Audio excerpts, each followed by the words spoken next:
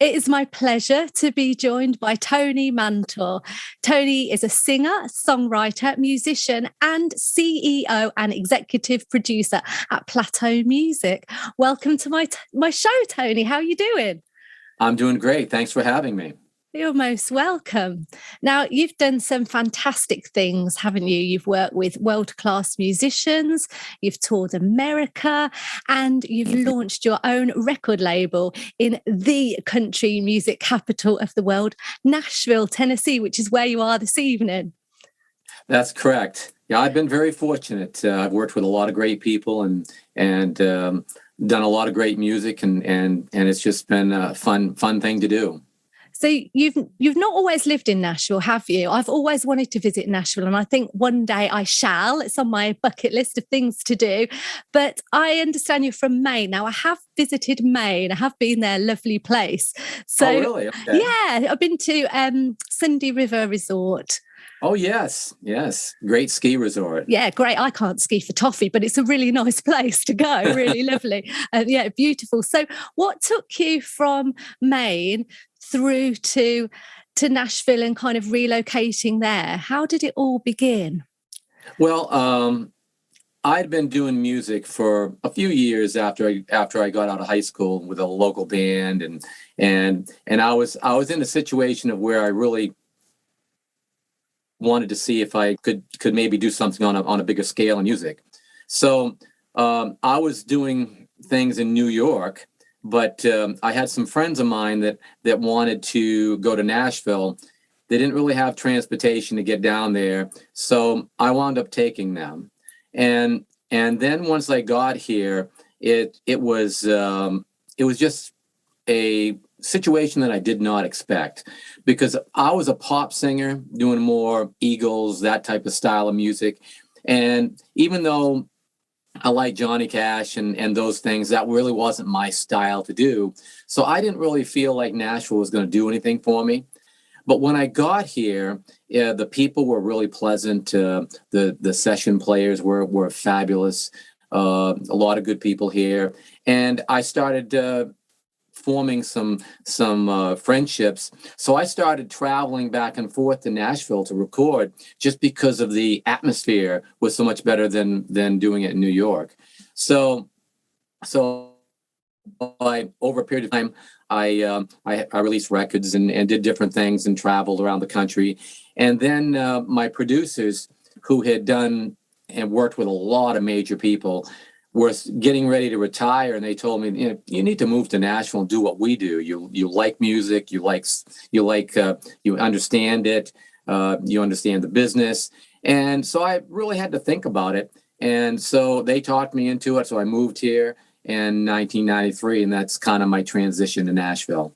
Wow. And you really help people, don't you? So you want to make people's dreams come true, I guess, and to kind of keep that dream alive, for people to not give up on their hopes and dreams. If they've got that talent, you will take it on board and nurture it. Yeah. I wanted to be I wanted to be to the singers that come to Nashville what I was looking for when I came to Nashville and was fortunate enough to get, because unfortunately, there's a seedier side of Nashville, and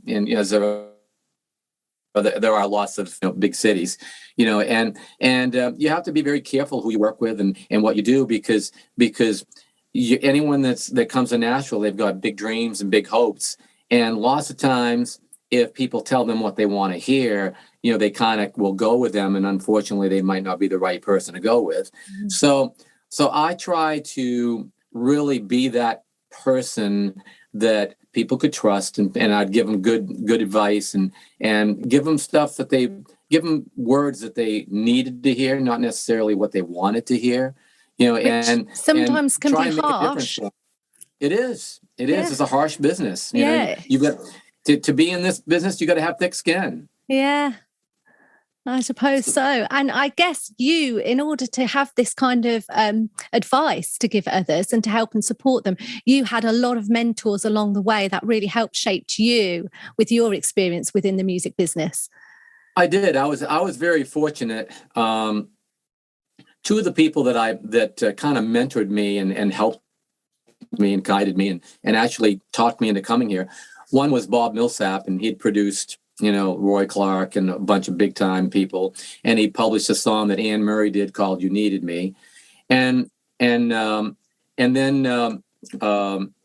I was just very fortunate to work with him. And then Gary Paxton, who was a lead singer of the Argyles that had hit songs like Alley Oop back in the 60s.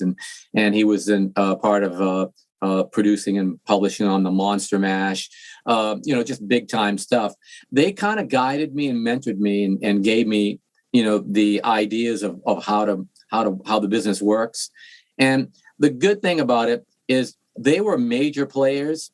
So they were dealing with the major labels and the bigger people in Nashville and, of course, New York and LA. And I was an independent. So being an independent, I was dealing with the smaller companies, so I got to see how the smaller companies work because I would talk with them, but I also got to see how the bigger companies worked because I dealt with those guys. And they helped me a lot because I took some of the things they gave me. And then I took some of the things that I learned by dealing with the independents, and I kind of created my own little niche of how I do things. And then over the years, just going through some of these things myself and learning and that kind of developed into what I became. It's all about making connections as well, isn't it? I suppose. It is because when I first moved here, I knew 2-3 people, just a handful, and I knew a few session players, and of course I knew Bob and Gary and a couple other people. And now there's not too many people I don't know in Nashville, and it's world of difference. Amazing stuff. And what is your studio like? What does it consist of? Talk me through it. Well, my studio is a post-production studio. So basically what I do is when I'm tracking musicians and I've got like 5 or 6 or 7 musicians together and I'm working with a singer, I will go to a bigger studio in Nashville and record the basic tracks for the bed of the music.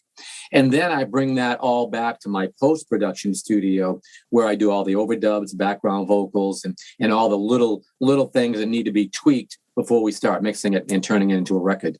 And I guess the fact that you are a multi-instrumentalist and a singer and a songwriter, you know what you're listening for, you know what to look out for. It must really help you with that overall vibe. I do. I listen to a song, no matter what that song is, and then I look at where the artist that I'm going to be working with wants to go and what kind of style they are, and then I'll kind of develop it and arrange it so that it fits them, so that it makes sense, so that it doesn't just come out like a sound-alike. It sounds like somebody else or sounds like this. I try and make them very themselves, I guess. Make them, if they sound like themselves, they don't sound like they're trying to copy anybody, so they can really, really grow as an artist and become what they're gonna eventually be. And some of your carefully chosen artists are the likes of Debbie Campbell, Glenn Campbell's daughter. Yes, I've worked with her for several years. I've been very fortunate. I've worked with a lot of well-known people. I'm currently producing Donnie Most, and he's he was one of the stars of Happy Days. He was Ralph Mouth. I've had Donnie on my show. Lovely chap. Yeah, absolutely he's a great guy. Lovely chap. Super talented. There's nothing that guy can't do, isn't there? Oh, he's really good. He's still stays in the acting. He does movies. He's got his music side. He's a very good guy. Very, very talented. Yeah, lovely chap. That's fantastic stuff. Now, tell me about your latest single. Well, I started when I came off the road back in '93 and moved to Nashville. Up until that point, I was doing like everybody else did. Come to Nashville or New York or LA, record some songs, try and get a label deal, try and get to radio. That was my dream back then. And I was fortunate enough to work with some people that did get me to radio. We had some hit records and did well. The only thing is I just never had big hit that makes the transition from artist to major label artist. It's hard. So when I moved to Nashville, I gave that all up. I went from being on stage and traveling around the country to going in the studio and developing and recording. Yeah. So in about 10 or 11 years ago, I decided that I really wanted to have an album CD that I could do myself and just do it for the fun and pick songs and have some enjoyment with it. So I started it. And then, because I got busy, I wound up working with Jackie Wilson's son, Bobby. Oh yeah, he didn't even know he was Jackie Wilson's son, did he? Right, that's right, exactly. So I wound up working with him, and then I worked with a former Atlantic Records singer songwriter, Mila Mason, and I got busy, so I put my personal CD on the shelf. So then. Let's see, December 2019, one of the guys that records with me, said, "Man, it's slowing down. It looks like we're gonna slow down because of this virus. You need to start working on your CD again." So I told him, I said, "Well, that sounds like a pretty good idea." So I went through everything that I had done like 7 or 8 years, 9 years ago, and I just tossed it away. It just really wasn't where I wanted to go. So January 2020, I started fresh. And I started working on my CD, and I picked some songs that I performed when I was out performing. I picked some songs that some of my friends have written here in Nashville. I'm writing with a couple songs with a co-writer friend of mine, and I just decided to put together this collective unit of music that I could sit back and just enjoy from the very first one to the very last one. I didn't have any aspirations of doing anything with it. The only thing I was going to do was just get it done, record it, finish it, sit back, make it into a CD, and then give it to friends, family, kids, grandkids, my sons, whoever wanted it. I didn't have any anticipation of radio or releases or anything. So then I got this song called "Why Not Me" that came across my desk that I produced. This songwriter a few years ago on a song that he pitched to me for another artist of mine, and this song was everything that I tell everybody: never give up on your dreams. It doesn't matter when it happens; only matters that it happens. And so I told him, I said, I'd like to put it on my own CD, and so I recorded it. And then my radio promoters here in Nashville, New York, LA. In the UK wanted to hear what I was doing. So I sent them this song. I just finished it. They all said, "Oh, you've got to release this song." And I told them they were crazy. It's like, I'm not trying to get back out and be a star now. I'm not trying to get back on the road. I'm just doing this for my own enjoyment, for my own pleasure. And they said, "Yeah, but there's no song out there like it. It's unique to itself. It's very positive."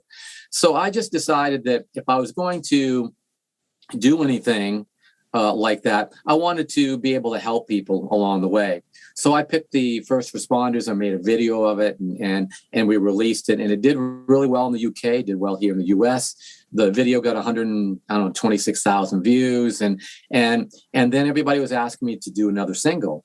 So this time here, rather than just doing a single to promote anything or anybody, I just decided to pick one that I'd recorded that I liked and just put it out there and hope people like it. So it's an old song that was done back in the 60s by the Cascades called "Rhythm of the Rain." So I took and gave it my own vibe and made it my own, so that it didn't appear like I was trying to just copy their version. And so far people have liked it. I'm just having a good time with it. It's a fantastic single, and you're absolutely right. As you say, you've definitely made it your own. It's got that kind of your own authenticity on it. Yeah, I've been very fortunate to work with country singers, jazz singers, pop singers, R&B singers, and I've got I grew up listening to all those styles of music, and I loved all those styles. So there's been so many different singers of different styles of music that it's influenced me. And this one here, I just wanted to take some of those inspirations and really give it a vibe of its own, and really make it, so that when people hear it, if they don't know it, they go, "Oh, I like that song," and then, or they might hear it and I remember that song, or they might go back and do a little research and find the song, and so that way they could see what it started out as, and then what I turned it into on my own. So I've had fun doing it. It is a brilliant song, great choice, and a brilliant arrangement. So when is this released? Well, in the UK, it's actually going to be officially released, I think, October 15th. I've got it up on iTunes now. I've got it on Amazon. It's all worldwide. I saw it on Amazon UK the other day. So anybody that wants to get it, they can get it. They can go to my website, tonymantor.com. It's accessible and easy to find, I think. Definitely. That's fantastic stuff. Well, do you know what? It's been so lovely to meet with you and talk with you. And I wish you every success with the brilliant single Rhythm of the Rain, and indeed everything you do with your artists that you nurture and help and bring to the forefront of great music. Well, thanks. I really appreciate that. Lovely to meet you. Yeah, same here. Bye-bye for now. All right. See you. Talk to you soon.